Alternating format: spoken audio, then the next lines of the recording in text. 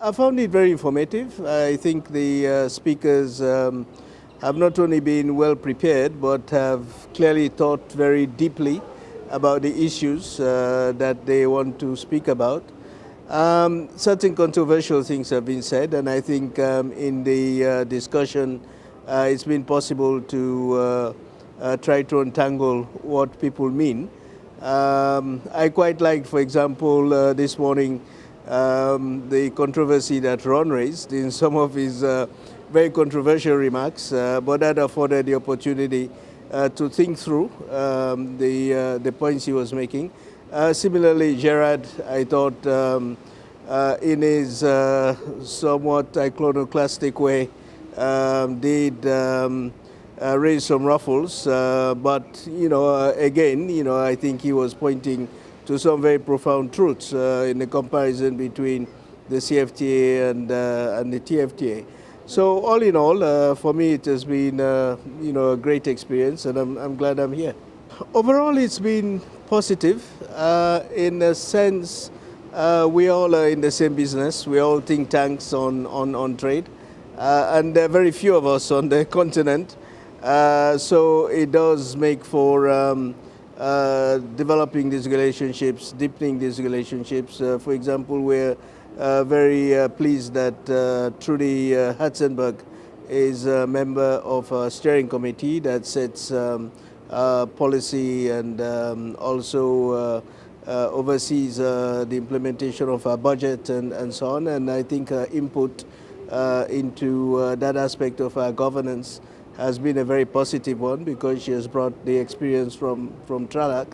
But beyond that, very clearly we have benefited from the research that tralac has done. We've had meetings in which tralac has participated that has helped her work on services. And I hope and I suspect it's the case that from tralac's perspective too, they've found a lot of what we do very useful and helpful. I did hear some references to some of our work this morning. So I think that underscores the kind of relationship that we're developing.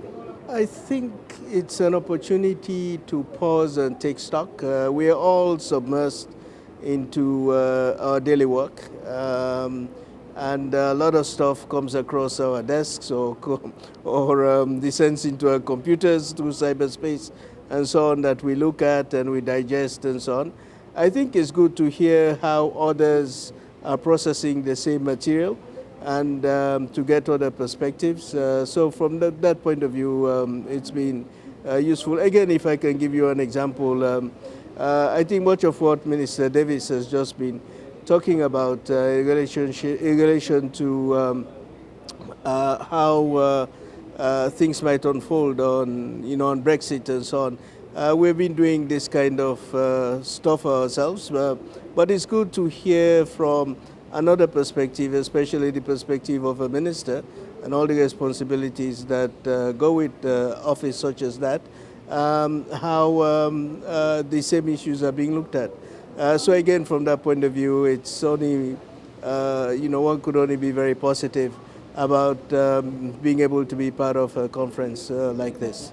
I think very clearly we're now at a crossroads where we're looking at achieving a greater level of trade policy coherence in Africa. We've talked a lot about the TFTA and the CFTA.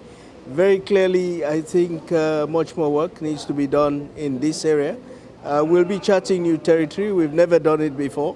It's what we're trying to do on this continent with 55 countries, actually, not 54.